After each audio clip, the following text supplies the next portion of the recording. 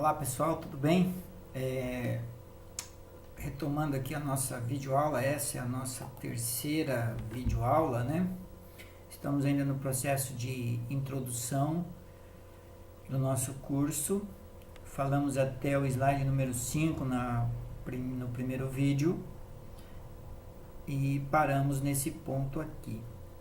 Eu quero chamar a tua atenção para esse ponto porque eu reputo que de todo o nosso treinamento, esse ponto aqui, esse slide especificamente, ele é de extrema importância que você o visualize e o grave, né, para que a gente possa, ao longo do treinamento, estar discutindo esse ponto. Nós vamos nos referir a ele várias vezes, tá bom? Digamos que se nós fôssemos desenhar o banco de dados da Receita Federal, o desenho seria esse, ou seja, nós encaminhamos as informações digitais, e aqui eu quero falar para vocês em termos de todos os SPEDs, tá? Falando de SPED fiscal, PIS/COFINS, E-social, E-financeira, Bloco K, CMS/PI, ECD, ECF, tudo. Logicamente que aqui no slide não estão todos os blocos, mas é o suficiente para a gente entender. Se a gente fosse desenhar o banco de dados do SPED, ele teria mais ou menos essa configuração. E é muito importante essa compreensão, porque hoje qual é o nosso grande problema? Nós temos os layouts dos nossos arquivos, eles têm regras definidas, são engessados, né? Ou seja, está determinado que aquela deve ser a informação no campo tal, no bloco tal, no registro tal, não tem como mudar.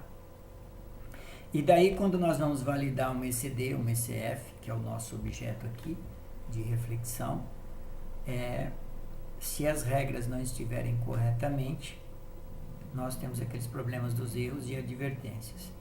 Além disso, nós temos como ponto crucial do SPED o cruzamento de dados, de informações, certo? Então vamos pensar juntos a respeito desse assunto. A contabilidade hoje, aliás, sempre foi, né? Em que ponto da empresa ela está? Ela sempre é o último departamento que vai fazer o registro final de uma operação econômica, certo? Muito bem. Isso numa empresa, né? Então é o último departamento lá que recebe todas as informações. Então isso já é um ponto crítico para a contabilidade e para a área tributária também. Por quê? Quando essa informação chega para o departamento de contabilidade, ele já está operacionalizado, né? Ele já está executado, ele já está definido. O que a contabilidade vai fazer? Ela vai fazer o registro dessa operação econômica, que é o objeto dela, certo? Muito bem. Somente que esse processo interno que produziu essa informação pode não atender, não obedecer a regra de um layout de um desses arquivos que nós mencionamos. E a gente tem observado no dia a dia, nas validações e nos cruzamentos de dados, que essa é uma realidade, né? Então a contabilidade, ela precisa sair lá do último departamento da empresa e passar a influenciar diretamente a construção do processo de informação fiscal e de informação contábil com base nos registros contábeis, digitais, etc. Eu vou projetar um pouquinho melhor aqui para que você visualize com mais clareza esse slide. E eu quero chamar a tua atenção, principalmente se você é de um escritório de contabilidade, o teu grau de dificuldade é muito maior, né? Nós atuamos nesse ramo já há uns 25 anos e os maiores conflitos que existem, e E as maiores reclamações que eu recebo e discussões e pedido de ajuda é justamente dos escritórios de contabilidade. E por que isso? Como na empresa ele é o último departamento, no escritório de contabilidade o que a gente tem de mais grave? A empresa, que é administrada normalmente por um sócio ou é familiar, ou enfim, ela não tem um processo de gestão extremamente apurado, né? Ou com a preocupação de atender esses layouts. E no final do mês, quando essa documentação chega para o escritório para fazer os devidos registros, as devidas contabilizações, o que acaba ocorrendo é as dificuldades que os escritórios têm de manter esse processo obedecendo às regras do layout, né? Esses são as maiores reclamações, os maiores conflitos que eu recebo. Daí eu chamo a tua atenção para esse processo, porque durante todo o nosso treinamento eu vou estar mencionando, né, esses pontos e discutindo com vocês questão dos erros dos validadores e tudo mais, tá? Então o ponto crucial é aqui. Nosso layout ele obedece mais ou menos de qualquer arquivo, mais ou menos essa regra. Mas antes de avançar nessa explicação, eu queria dizer para você o seguinte: no processo digital não adianta. A gente vem observando isso desde 2004 com a instituição da nota fiscal eletrônica.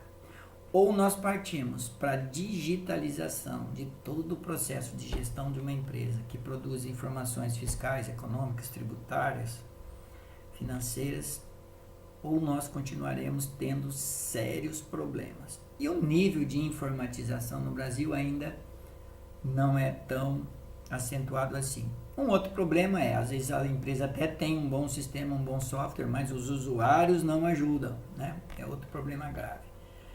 Então hoje nós temos que investir nessa área. Além de um bom software, nós temos que treinar os nossos colaboradores e exigir, né, que os processos sejam adequados e que atendam e que obedeçam à informação digital, certo?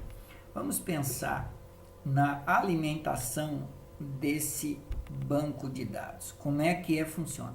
Eu imaginei um cenário, né, um exemplo, para a gente compreender melhor essa questão, tá? Eu vou passar aqui para a cena 2, ampliar o nosso slide e pensar isso. Primeiro eu quero dizer para você o seguinte: quando nós encaminhamos os nossos arquivos digitais, você observa ali que eu tenho o bloco 00, onde o nosso arquivo vai. Lógico, primeiro ele vai para uma web service intermediária, nós temos lá os horários de processamento da receita.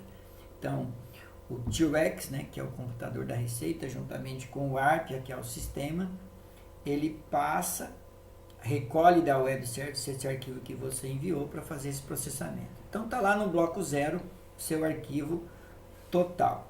Eu queria que você lembrasse do registro 010, né? Se você observar na maioria dos nossos arquivos, o registro 010, ele existe no início de cada bloco. E qual é o conteúdo desse registro? É o CNPJ da empresa, ou seja, a identificação novamente do contribuinte que já está lá no bloco 0. E daí a questão de nós conhecermos esse processo um pouco mais a fundo, né? Então, por que eu tenho a identificação do contribuinte no bloco 000 e ao mesmo tempo eu tenho a identificação do contribuinte em cada início de bloco de informação, bloco C, bloco A, bloco B, bloco D, bloco F, né? Eu vou ter o tal do 010 lá, F010, C010, D010, B010, etc. Identificando novamente o contribuinte. Ora, isso tem uma função extremamente importante. Por quê? O seu arquivo fica no bloco 00, identificado o contribuinte, e ao mesmo tempo, para cada gaveta dessa aqui, para cada espaço desse, ele vai deslocar o bloco com as informações fiscais que você apresentou e verificar que se está batendo essa apuração. Então daí cabe uma outra reflexão. Como é que esse banco de dados ele é alimentado, né? Retornando um pouquinho aqui para o nosso vídeo, como que esse banco de dados é alimentado? Eu vou reduzir um pouquinho aqui porque eu me sinto mais à vontade, ampliando um pouco a minha imagem aqui, tá bom? Embora não seja o mais importante, né? O mais importante é o conteúdo. Vamos imaginar que para nós compreendermos esse processo desse banco de dados, vamos pensar naquele bom e velho arquivo de aço de 4 gavetas que nós temos lá no escritório, certo? É uma figura que exemplifica bem. Cada gaveta do arquivo tem as pastas suspensas e aquela tarjinha identificando o que tem cada pasta, certo? Muito bem. Então aqui você vai observar que cada bloco desse de informação, bloco A, B, C, D, F, G, nós vamos entender como sendo a nossa gaveta, né? E dentro dessa gaveta nós vamos ter uma pasta com esse CNPJ ou com o CPF do contribuinte, certo? Muito bem. Então, à medida que eu envio o meu arquivo, ele está lá no bloco 0 identificado, depois ele pega lá o bloco C010, o bloco D010 e joga para dentro desses blocos, dentro da pasta daquele contribuinte. Para que ele faz isso e por que ele faz isso? Porque nós temos 3 estágios para alimentar esse banco de dados. Então, vamos imaginar que o primeiro estágio é o tal do online, né? Em tempo real. Eu vou na loja, passo meu cartão de crédito, eu vou no banco, faço um saque, eu faço uma operação econômica, vou num restaurante, uso meu cartão, faço um pagamento de um boleto, enfim, todas as operações, faço uma venda, faturo uma nota, emito uma nota eletrônica, recebo uma nota de um fornecedor. Essa movimentação, ele alimenta o banco de dados de forma online. Muito bem. Aí vem o segundo estágio, que eu chamo de segundo estágio. E qual é o segundo estágio? É exatamente a apuração tributária que nós fazemos as mensais, né? PIS, COFINS, ICMS, IPI, essas coisas todas. Então, ele vai pegar esse arquivo, vai analisar as notas que você informou naquele bloco C010 e vai verificar se está de acordo com aquelas informações que já estão no banco de dados da Receita Federal, ok? Então, eu quero refletir com você que isso é extremamente importante. Você deve analisar todo esse processo anteriormente. Falamos do primeiro estágio online, do segundo, que são as apurações mensais, e aí vem o terceiro estágio, que é exatamente o objeto do nosso estudo, do nosso supercurso. O que é o terceiro estágio? No final do ano eu vou fechar meu balanço, vou fechar minha ECD e a minha ECF, né? Então, nesse ponto, o que eu vou ter? Eu já vou ter enviado 12 arquivos de ICMS-PI, 12 arquivos de PIS/COFINS, e-social todo mês, bloco K, e-financeira que o banco enviou para a minha movimentação e aplicações e tudo mais. Então, todo esse processo que é construído do online ao diário, ao mensal, vai culminar aonde? Na ECD e na ECF, né? Consequentemente, se eu não tiver um processo, um processamento adequado, apurado, organizado, informatizado, com regras, obedecendo à legislação tributária, contábil, fiscal e os layouts, obviamente que eu vou ter problema para concluir os meus arquivos, né? Então, e deixar isso consistente.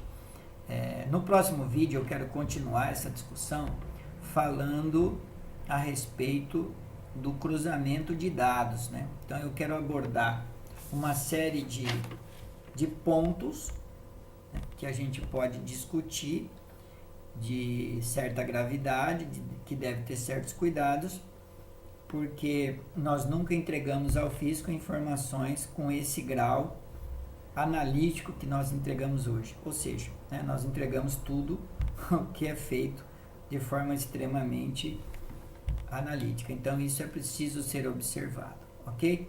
Eu vou encerrar o vídeo aqui, vou retornar com esse mesmo tema na nossa próxima videoaula, falando de alguns pontos cruciais desse cruzamento de dados e como isso funciona, tá bom? Então, até a nossa próxima videoaula.